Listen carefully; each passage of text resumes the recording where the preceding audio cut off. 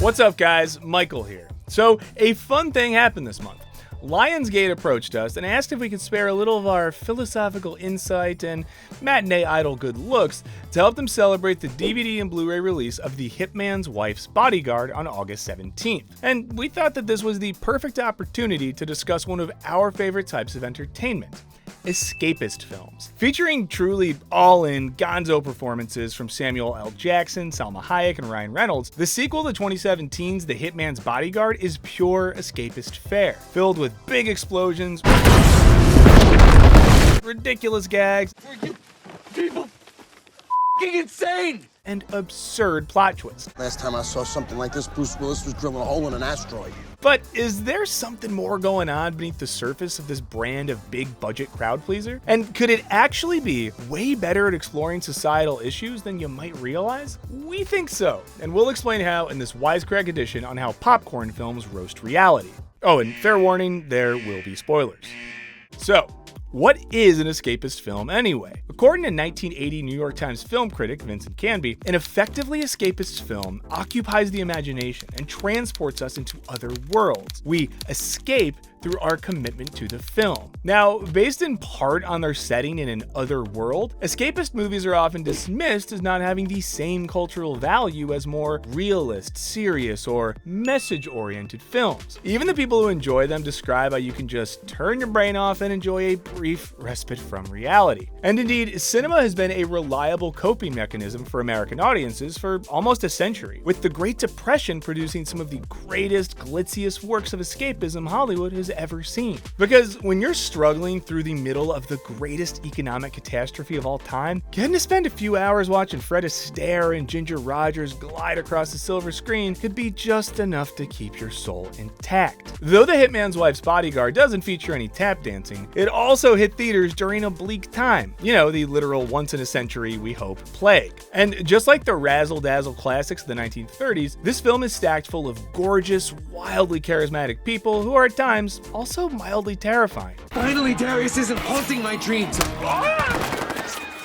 If you don't help me, I am gonna put my strap on and I am gonna f your dreams until they wish they were your nightmares. Anyway, the film's action scenes are also delightfully ridiculous, letting us know we're in an almost Looney Tunes-esque reality where we don't have to worry about all the terrible things happening to our beloved Deadpool. The point is to sit back and laugh at how spectacularly violent it all is, especially when the characters are going out of their way to make each fight scene as silly as possible. Are you using pepper spray? I'm on sabbatical. And, trying to find my spiritual awakening. But beyond the over-the-top action, filthy one-liners, and all-star charisma, is there something deeper to be read into this movie? We think so, and this is where the Birmingham School of Film Theory enters the conversation. Founded by Richard Hogarth at Birmingham's Center for Cultural Studies in 1964, this school of thought basically argues that there is genuine cultural value in every form of art because it all reveals something about the time it was made in. This is pretty much a theoretical clapback to the commonly accepted distinction amongst critics and scholars, which separated highbrow art that was intellectually nourishing and worthy of analysis from lowbrow art that was just good, solid fun designed to keep regular people from thinking too hard about the world. And spend their hard-earned money, of course. The Birmingham School, for its part, argues that every piece of cultural work will necessarily reflect some aspects of the cultural unconscious of its time. That's simply because art's never made in a vacuum, but by and for human beings with fears, affections, and expectations that can't help but filter into the final product. Essentially, art is the way society talks to itself about itself. And that's true even when that art is saying fun and patently absurd things like, I'm going to be such a good mother. I can't imagine anyone gooder. To see this theory in action, you just need to take a quick flick through any of Hollywood's most popular films from past decades. For example, Sylvester Stallone spent years as the poster boy for muscle-headed action flicks. But the original Rambo and Rocky, at their heart, were both simple stories about regular guys who found themselves under society's heel, either because they were traumatized military vets or just blue-collar dudes with limited economic opportunities. The former evokes the very real way veterans are neglected by by society, while the latter evokes the dedication and strength of working class people struggling to get by in an unfair world. And even as their sequels got bigger, bloodier, and a bit more brainless, they still retained a clear sense of the nation's fears and preoccupations. So if Cold War anxiety is in the air, this happens. And the same is true of pretty much every successful blockbuster. While Stallone was slugging it out with Soviet-engineered Superman, his fellow muscleman, Arnold Schwarzenegger, was tapping into our growing fears about the rise of computer technology. Fast forward a few decades, and James Cameron would top the box office again with Avatar, which peddled in some rather heavy-handed but undeniably prescient messages about environmentalism, corporate greed, and colonialism. And we will show the sky people that they cannot take whatever they want. And that this is our land.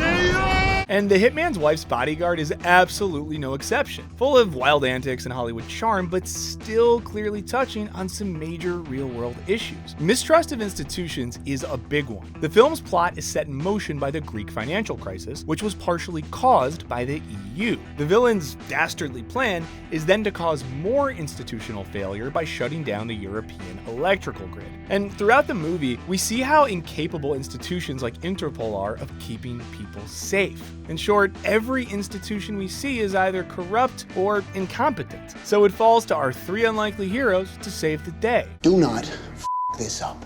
Oh, we are definitely going to this up. This sort of rugged individualism is a time-honored theme for action movies. The idea that the only way to really get results is to forego the bureaucracy and political infighting of the powers that be and strike out on your own, relying solely upon your wits, fists, and firearms to get the job done. I mean, that's literally Die Hard to a T.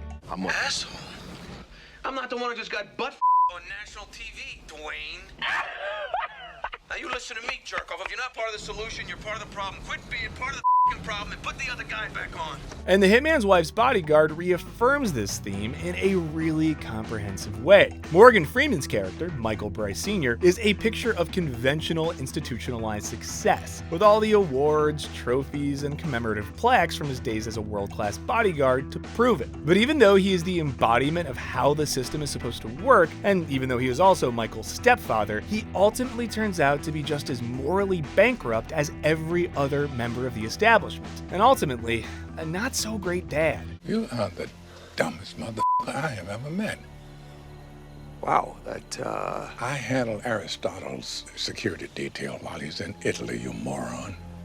You work for the bad guys?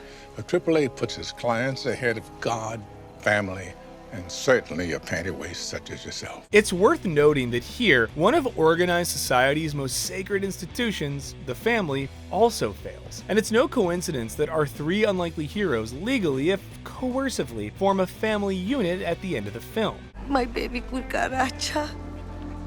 You just signed the adoption papers. But beyond broken families, even Interpol agents like Frank Grillo's character learn that they can't get things done working within the system, forcing him to call upon two known criminals and one disgraced bodyguard to do the job instead. And the fact that they are ultimately able to succeed where everyone else fails underlines the idea that sometimes if you want a job done, you can't really rely on institutional protocol. You have to do it yourself. Let me do what we do in Boston, okay? We work with the bad guys to get the worst guys. But what happens when we take popcorn-friendly fare more seriously? Some pretty interesting things. See, the Birmingham School of Film Theory was revolutionary in this way, and arguably it offers a more productive way of looking at the world than its predecessors by acknowledging that even cultural products which seem firmly rooted in unreality can tell us something important about ourselves. And like Michael, we're all just striving for a better sense of who we are. Right? Hey there, future Michael. It's today, Michael. I'm not great at first impressions. I just want to say that I think you'd be proud to know that I graduated therapy. What's more, films like The Hitman's Wife's Bodyguard can help us to deal with problems in the real world via the catharsis of escape. We weren't ready to talk about the serious societal neglect of Vietnam veterans returning from war. So, we talked about Rambo instead. It's over, Johnny. It's over. Nothing is over! Nothing! You just don't turn it off! It wasn't my war! You asked me, I didn't ask you! And I did what I had to do to win! We weren't, and apparently apparently still aren't ready to talk about colonialism and its modern day legacy, so we talked about the movie Black Panther. I observed for as long as I could. Their leaders have been assassinated.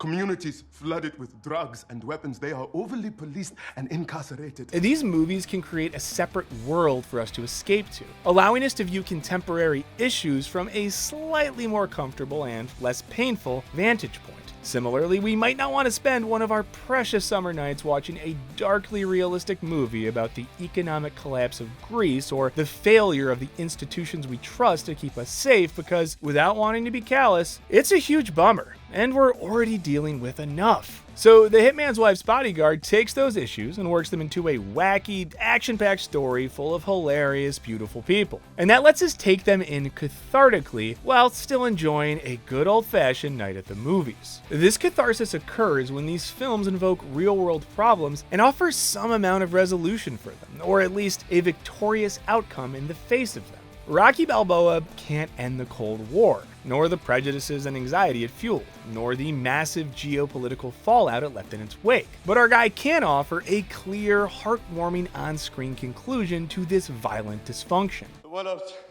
trying to say is that if I can change, and you can change, everybody can change! Similarly, Black Panther doesn't pretend to offer a solution for racism and colonialism, but it does offer a vision of a world in which the dispersal of guns, germs, and steel wasn't quite so unequal. A world where an African utopia can flourish. And during a mid-credits scene, it also provides us with the inspiring image of what that could mean for the real world. I am the sovereign ruler of the nation of Wakanda. And for the first time in our history, we will be sharing our knowledge and resources with the outside world. There is an immense amount of catharsis to be found in this kind of resolution, giving us the chance to engage with serious issues in a slightly less serious, more optimistic way. There may be no clear-cut solution for the issues posed by political corruption, institutional failure, and broken economic systems, but we can gladly watch Ryan Reynolds, Samuel L. Jackson, and Salma Hayek succeed in the face of these problems via elaborate schemes, half-baked ideas, and a ton of firepower. So, what do you guys think? Are movies like The Hitman's Wife's Bodyguard just a straightforward good time, or can they reveal something more about us and the society we live in? Let us know what you think in the comments. Be sure to catch the movie when it lands on DVD, 4K HD, and Blu-ray on August 17th. Thanks as always to our patrons for all your support. Batter that subscribe button like you're driving a boat into a barrel of explosives, and don't forget to ring that bell. And as always, thanks for watching. Later.